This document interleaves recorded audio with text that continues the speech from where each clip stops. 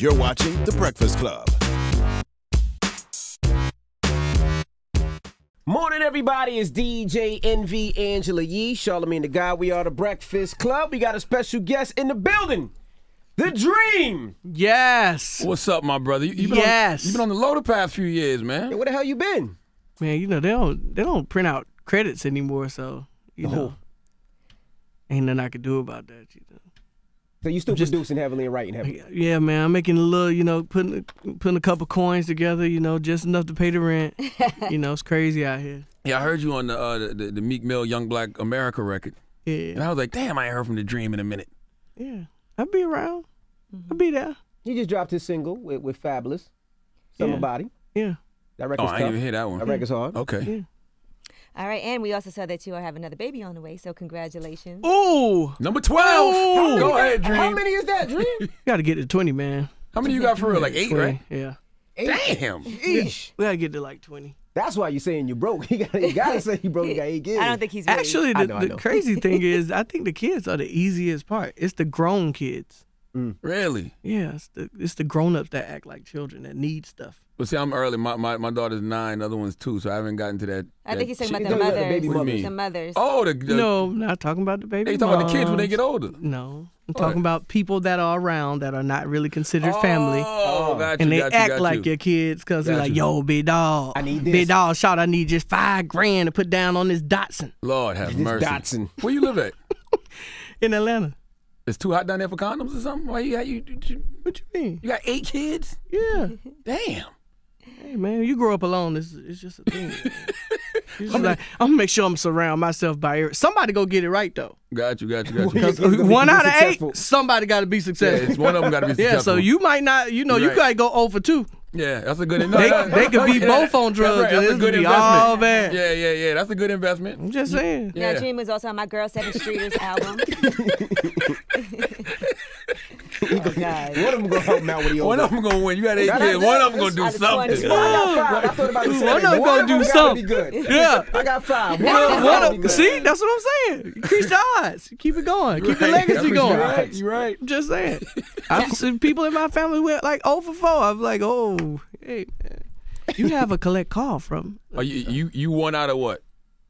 No, I'm one of one. I have a sister that moved with my auntie when my mom passed in '92. Okay. And so we didn't grow up together. Got you. So I kind of grew up with my grandfather, like by myself, which was like terrifying in a good way, but he just didn't play certain shit. So. What, So he's you from were the a good country? lucky shot. Yeah, he's from the country, Okay. Hawkinsville, Georgia. Oh, so he wanted you to hunt and fish and Yeah. farm. Eat stuff you shouldn't be eating. Yeah, Yeah.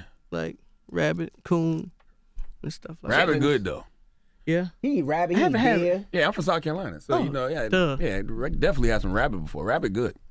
Yeah, I should have known that. Yeah, I just got on this lamb thing of just lamb. I like lamb. I love lamb. It took me a while. The meat was a little. I'm good now though. So you kind of made yourself like lamb? Yeah, I did. The lamb chops at this club called Cheetah in Atlanta are really good. That's really the only reason we go to Cheetah.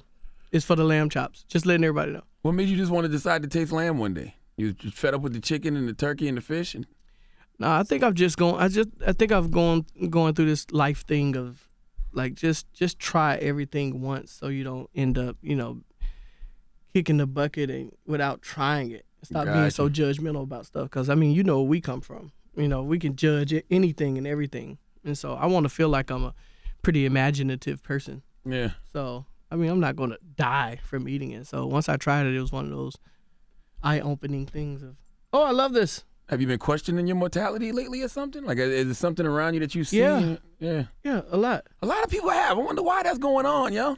I think it's just something going on in the world. Like it's just one of those things. You're trying to find what your purpose is at the same time, trying to live it up in a worldly sense. I guess you could say, and it's just crazy because once you get older and you start to find out and challenge things, even if it's things in the Bible or things that people have told you. Yeah. Like it's a lot. I'm going through that mode right now. I think that, and I think people are dying younger now. It seems like people are dying at the age of A lot of us 39, are. 40, 41, they're passing away. Yeah, a lot of black people. I'm a hypochondriac, so if I see somebody like Prodigy die, or Yeah. I'd be like, well, how did it happen? Like, I need to know. Tell me something. Don't just tell me he died of natural causes at 40-something years old, even though he didn't. I think that has a lot to. Yeah, but I think that has a lot to do with it. It's like people that look like us are, going through a certain phase, and you're like, so what do I need to do differently? And have I experienced everything, or not?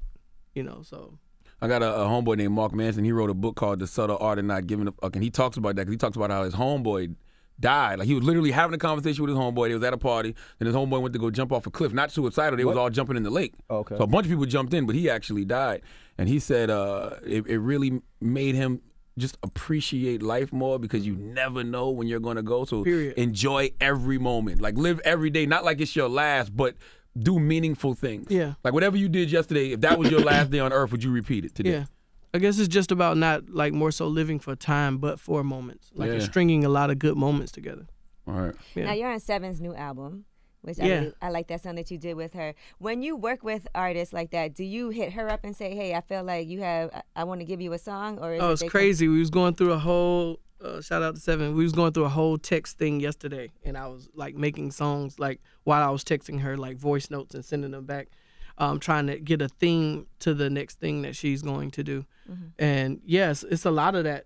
Like, what are you going through? What do you want to talk about? Like, let's just not start trying to make anything. Let's find a point. Let's focus on where we're trying to go and try to make that particular thing. So yeah, it's a lot of back and forth, like, with everybody. I'm almost like a psychologist. I was going to say, it sounds like therapy. Yeah. Like, what are you going through right now? That's kind of everybody, though. Like, I'm in there with everybody doing the exact same thing. So if I end up on whatever album that is, I'm doing the exact same thing for everybody. It's like you could be doing interviews with people. You could sit them down. Oh, yeah. Talk to them. There's definitely things I know.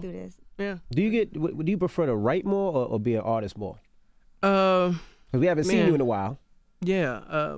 But I've been doing very meaningful things for myself. Mm-hmm. Like as far as I did a Genesis visual album. Okay. Untitled last year. Mm-hmm. I also put out an EP, I think, in October or November. I remember the record with Kanye, I think it was. Oh yeah, that was last year. Yeah. That was nominated for 2 that was Grammys. February. That was last year? Yeah, of course. But it was nominated for 2 Grammys this last. Oh, okay, got you. That's why you're talking about it. But no, I'm always there. It's not like I'm like going under a rock. I can't stop doing this even if I wanted to. Mm-hmm. I think sometimes it's about me making a decision of how long I want to last and what I want my legacy to be. So I may not do radio things on purpose. Mm-hmm. Like, just like, but I know a radio what that killer. Is.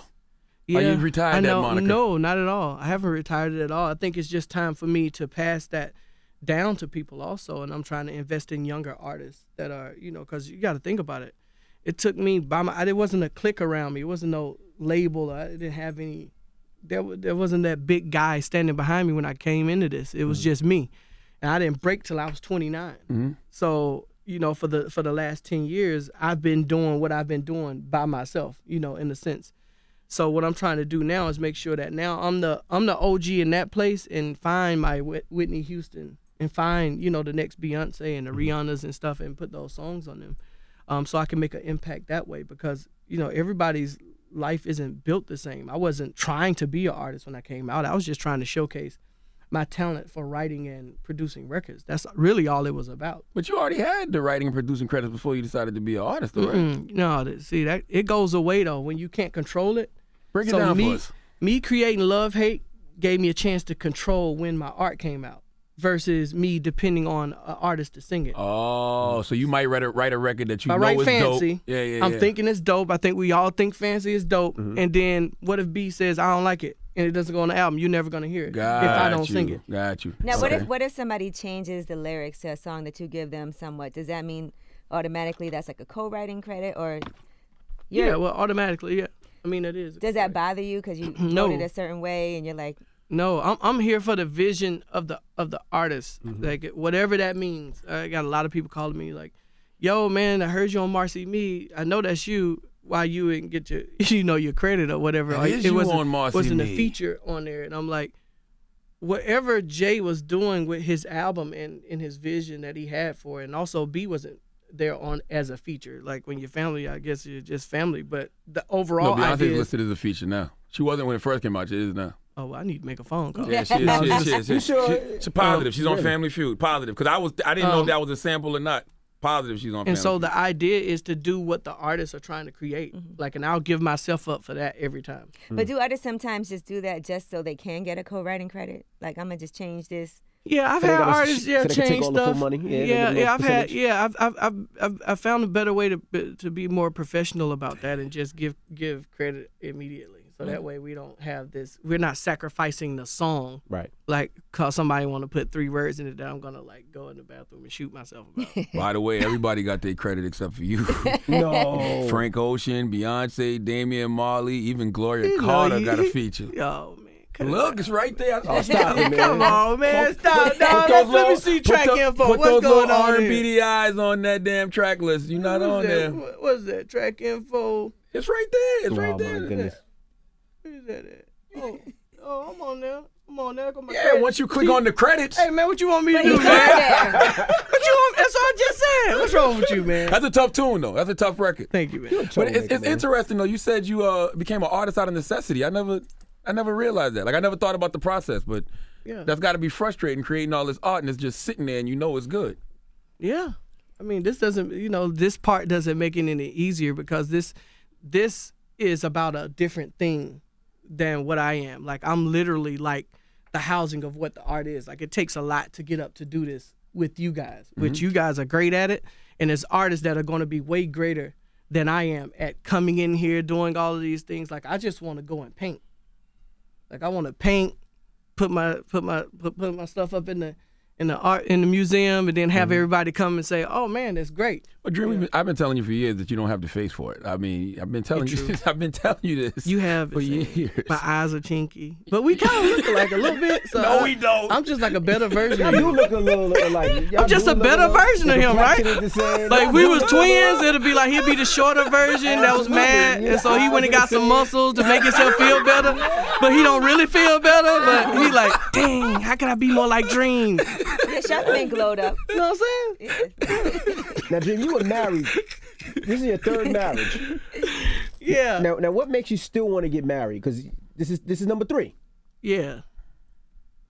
What you mean still want to? I mean, I'm done. I mean, the first said, 2 "I'm done." times. I'm done now. Time out, how do First you know 2 you're times done though? You didn't know you was done. Oh, I know I'm done. First now. and second This time. is a revelation. I'm good. Like, it's no point. Like, you just, you know what it is, and it's not about, like, we can hold ourselves to these sympathetic rules of life and like how the overall plan actually is. Put 2 people together, let them. I grew up with that same mind frame that everybody has. But I've learned a lot more at this particular point, and I didn't know maybe 10 years ago or 15 years ago. I just didn't. You just keep growing into a certain place, and you hopefully somebody grows with you. And even though I'm very patient, I didn't have a certain type of patience. If you was messing with my aura or my thing, my zen, like, I was just like, I'm out. Got you. I'm good. And for that, I'm here because of that, though. Like, You these weren't scared? songs are. You weren't scared the 3rd time around? Because, the first 2. No, I'm fearless. I can't. I'm not scared of anything. Like, it's not. That wasn't what it was about. It was just more so. I needed my room and my zen to be right in a right place in order to. And I needed to be able to talk to the other person, and they have to talk back and understand. Like, I'm trying to do something that's way bigger than us. Like, so cut the shit. What is it you think you want to do? Because earlier in the interview you said that you're still trying to find out what your purpose is. Yeah. I mean, we know you're a producer, you're a songwriter. I just think I think there's more. There's a advantage of how I look at life. Like, I mean, it's in the songs. Like, it's a way that I see life that hopefully I will be able to to let out one day. Like, maybe I have to go back to school to really be able to explain how I see certain things or how I question things. I remember one of my first questions when I was 13 was, I didn't understand the church. Like, I didn't understand the idea of these people doing things during the week, and then Sunday they show up, like, praise the Lord, and then Monday they back. Like, I didn't get it as a 13-year-old. And I asked my grandfather, I was like, well, I got to go to church. And he said, you get a job, you make up your own mind to go to church or whether you want to or not. And then I got a job. Like, so that was a part of this whole onslaught of me thinking about these people in our past that have actually put the rules in place for us to abide and live by. Right. But it doesn't make all of the rules necessarily the truth. So it's that search for, like, if it is this way and you do it the right way, why you always come out on the wrong side? I've been the same way my whole life, questioning everything. I remember my mother used to have a brother named Brother Highest cause I used to go to the Kingdom Hall, Jehovah's Witness. He used to come and speak to me. And I remember reading Deuteronomy 14:8 that says you shouldn't touch the flesh of a dead pig. You shouldn't even eat pork. So I asked him about it, and he was like, well, you got to pray over it. So I go, well, the Bible says you shouldn't have sex before marriage. So if I pray over the pussy, can I have sex too? And when he didn't have an answer for that, I started just questioning religion as a whole altogether. So did you pray over the punani before? I always pray over the pussy. I pray over my wife's pussy now. Before you have sex? Absolutely. Especially when I was down on his knees. No, bro. Especially when I was in the island last week, because I was like, man, if I get her pregnant this week, please don't let me get a baby with Zika, because I ain't raising no little head baby. Oh yeah. Yeah. Okay. All right. Baby with Zika. This guy is crazy. That's not happening. Now let's talk about the VH1 show Signs. Oh God. With you, Lenny S. Please, let's talk about science. You, Lenny S. and Rick Ross, because you did say that you are very focused on working with younger, newer talent. Mm-hmm. So when you decided to do this show, now was it something, were you guys put together, or did you all come up with this, like, okay, we should all come together? It was I didn't crazy know how you guys it, hang like that. Yeah, we actually do it, but it was crazy because everybody had their contract talks or whatever, and you don't really tell the other person. I got Juan Madrid, who helped execute one of my publishing deals maybe like 7 years ago. Mm-hmm. He was the one that had this thing that he wanted to do. And I said, all right, well, if it's a real show, you know, I'll do it. I was like, I'm not with the whole game show fake thing. I was like, I can't do that. And so he's like, all right, I'm talking to a couple people, like, blah, blah, blah. And then I kind of found out that it was Rick. So I was like, oh, I'm kind of relieved. And I didn't know who the third person was. I was like, watch it be somebody, man. I had to put it in a headlock. Like, I just ain't got time for this. And when it was Lenny S., I was like, oh, awesome. Because it's all credibility. Great. Yeah, it's three people with credibility. Right. And they're my friends. Yeah, so I was like, oh, cool. This is going to be fun regardless of what happens. So literally, regardless of what happens, we had fun doing what we were doing. And it was music. And it was just really cool. So how does this, now explain to me how and they the had show your works. check like every week. Oh, God. Viacom money clears. No, They they take had the your taxes check out, like though. every week. Yeah. No, they didn't take. They had the check every week. Do y'all No, understand? Did you say they didn't take taxes out, sir? No, I said they take taxes I can out. pay. You pay yours at the end of the year. We could do that. Yeah, Yeah, we could do yeah. that differently. But they had your check. See, y'all know about this. You gotta I understand work where for I'm Viacom. from. No, you understand where Yeah. I'm from. You get checks like it'd be like 2 years later. You remember that album you did? Oh, the publishing and all that. Oh. No, not even that. I'm talking about what? just fees. I'm talking about production fees. Right. Just like, oh yeah, coming to you. Oh, you didn't submit an invoice. A W Been wow. seven months. My bad, dog. Wow. Record out, record on the radio, chilling. So when that was happening, I was like, I need to go to TV. You get paid on the spot. No, that makes sense. So you Good. even at this point, you still waiting for money? Yeah. Damn. But ain't it nice when you get that big check in the mail and you like, I damn, want my money now. Did he tell you gotta live now? Gotta let it go. What check you waiting on that you I'm not still telling ain't- no. Come on. Put Hey, him on look how he blast, started. Dre. Hey, what check you waiting on, check- dog? You got family members listening right now. What check we waiting on? What's up? What check you waiting on, dog? Go on, tell on him. So do you still use that excuse to your family though? Do you be like, hey man, I ain't got it right now. I'm waiting for this check to come. When I get it, I'll look out for you. Man, they don't care about that, man. It's like, yeah, all right, cool. Well, this thing sure look good up in here. Boy, this thing is a mansion. Let me get $5,000. You got the Rockefeller chain. I didn't even know they still make those. Yeah. You had that a long time ago, though, right? You had that a long time. Yeah. This was given to me from the Carters. It says on the back. Word, how long ago? Probably like 5 years ago now. So you was there probably throughout the whole making of Lemonade and 444, huh? Yeah. Actually, I was. What were those conversations like? Yeah. More so about the 444 when it comes to the empowerment part. You know what I'm saying? Because I think Jay's album is making a lot of us who were already feeling like we were growing up. It gave us a soundtrack to that growth. Yeah. No, I think that's exactly. that's actually really good. Mm-hmm. That's it. I do don't this think for a living. Yeah. Yeah, I see you be listening. No, it was exactly that. I mean, sitting there the last couple of days, especially Marcy Me kind of came in at the end, and we went out to Malibu and I was listening to the stuff down, and I just knew it was gonna be like, it's gonna be good information for all of us. Yeah. I believe, and that's how I felt, and I felt like playing it. I didn't feel like somebody was preaching to me, and I think I try to say that to a lot of people that I'm around, to not try to preach at people. Like when you got something great to say, like try to figure it out, you know, a different way to say it so people embrace it. And I think Jay like did that. He's probably like 8 for 10. 2 people are pissed off, and then the other 8 are happy that he said it. So that's why the messenger is so important. So even with you, when it comes to like writing music, like you say, you be having a lot of these records sitting, but do you think these records would have had more impact coming from somebody else? Certain records, yeah. I mean, I would never sing Single Ladies, of course. That's like one of the, you know, that kind of put everybody in line. You know, like, damn, Dream transgender now? If you'd have came out singing that would have been fire. You got a lot of press. A lot of press. I would have got a lot of press. I'm going to keep the next one. You gonna keep the No, but seriously, like it's certain records. I would never keep a record that I feel like somebody else could do better. 1+1 was on Love versus Money, but you know, B, of course, nobody. You know, Holy Grail, same thing. Like it's just that was a J record. Like it was no doubt about it. So no, I'm not that guy. Like if somebody's supposed to have something, I know it's certain raunchy shit though that I say that people just can't say. How do you know though? Like, oh, I know. Yeah, I know. I love Marcy Me too, because Marcy Me to me is like if you listen to Where I'm From the In My Lifetime Volume 1 album, and then listen to Marcy Me, it's like the 2017 Where Version I'm From. That. Yeah. Never thought about that. It's like that's when Brooklyn was gutter and ghetto. Now it's gentrified and green juices. Well, parts of it. Parts of it. Because parts of it is still. But that's what he talks about in Marcy Me though. He talks about that, like the new Brooklyn. Yeah. Cool.